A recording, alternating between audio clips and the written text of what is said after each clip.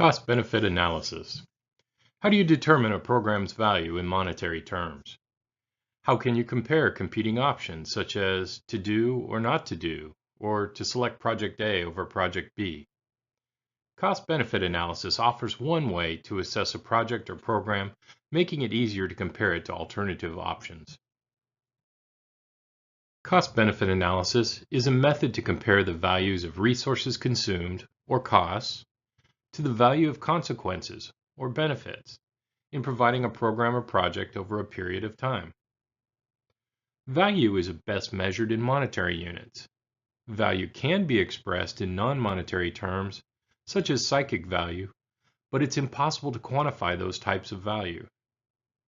Cost-benefit analysis should be used to rank the social value of alternatives to a public policy decision, such as a proposed new road, a dam, bridge, park, or any new law or program. However, this formal assessment method is often not followed because those big decisions usually turn on political decisions, as in who has the votes and who has the power. Cost-benefit analysis can also be used to assess personal choices. A personal example may help identify the types of benefits and costs to consider. Let's take Bob. Bob will drink alcohol at his favorite bar if the benefits are greater than the costs. What are the benefits of this behavior? We might be able to list a few. Drinking changes his mental and emotional status. It promotes stress reduction and relaxation. It may ease physical and emotional pain. It instills confidence, and it offers possible taste satisfaction. But what are the costs of this behavior? A list of those might include drinking can cause weight gain. It may cause fatty liver and liver damage. It may cause poor sleep.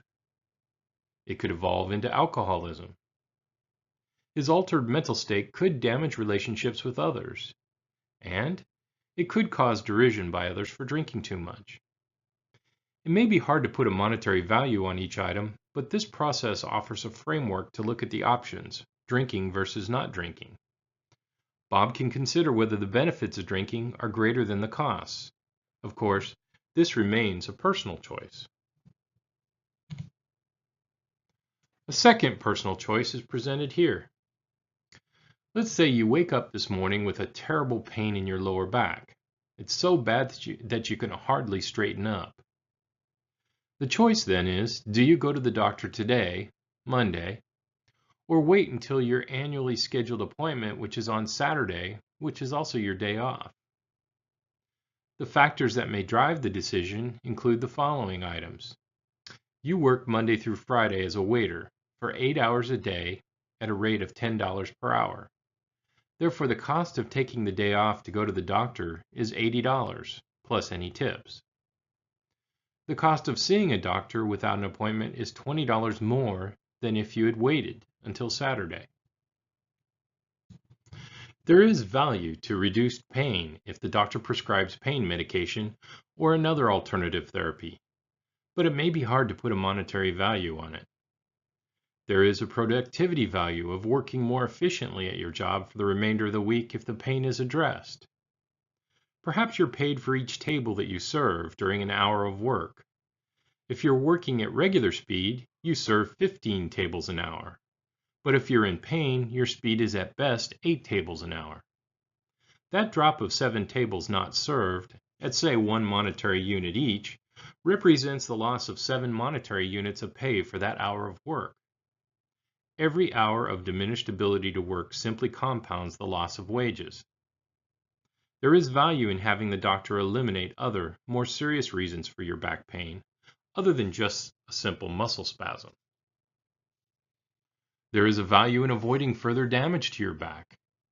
And there's value in being able to continue your normal activities at home, such as caring for a child or an elderly parent. In summary, this example demonstrates ways to quantify some of the personal benefits and costs of a choice to do or not do something. We can now turn to a more complex choice, the decision to open a rural health clinic in a new area. The key in doing a cost-benefit analysis is to identify the choice facing the decision maker. In this example, the choice is for a clinic system to start a new rural clinic or for the clinic system to save the money it would take to do that. Given this dilemma, we have to list the benefits and costs of starting a new clinic. For each item listed, we would need to assign a monetary value. I suggest that a way to monetize each one is to do it for a single patient. That amount then could be aggregated up to the size of the group expected to be served. Beneficial impacts of locating a new clinic in the new area is that it would help prevent bad health conditions for a target group in that new area. So, as a hypothetical example, a clinic devoted to HIV testing, early detection, and treatment might offer an X% improvement in health outcomes. As an example, intervention now avoids future complications of other illness, and it prolongs life. All of this translates into Y savings in future wellness from disease management. Avoidable hospitalizations could be monetized as days of hospital savings at X price per hospital day saved over the patient's lifetime.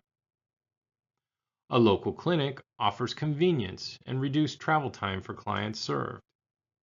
Increased worker productivity is measured as time saved from being away from work, or in diminished work capacity based on hourly wages. Revenues collected refers to the fees that might be collected, or the revenue raised from government agencies or donors to cover the costs. Cost items may be easier to understand. There are patient costs and burdens. Even though a client saves time by not having to travel to a distant clinic, there's still time within the clinic waiting for and receiving service. So that's a patient cost. Opening a new clinic requires space. So either a facility will have to be built or rented. If it's built and owned by the clinic system, there will be maintenance costs going forward. There's an additional set of equipment that has to be purchased. And, depending upon its sophistication, a maintenance agreement for its upkeep and calibration. There are staffing costs for physicians, nurses, and administrative staff. Operational items would have to include direct costs such as supplies, materials, utilities, and staff travel for those at the new clinic. It should also include any indirect costs such as the supervision from the home office. If the new clinic imposes a fee for service, even if it's often waived, then there is an accounting and collection cost. These are just a quick listing of reasonable benefits and costs of starting a new rural clinic. A more serious study might find others and monetize them differently. Again, the goal would be to look at a project like this over a number of years. Now that you have seen a more realistic example of the costs and benefits of a project, we can step back and look at the basic process for doing a cost-benefit study.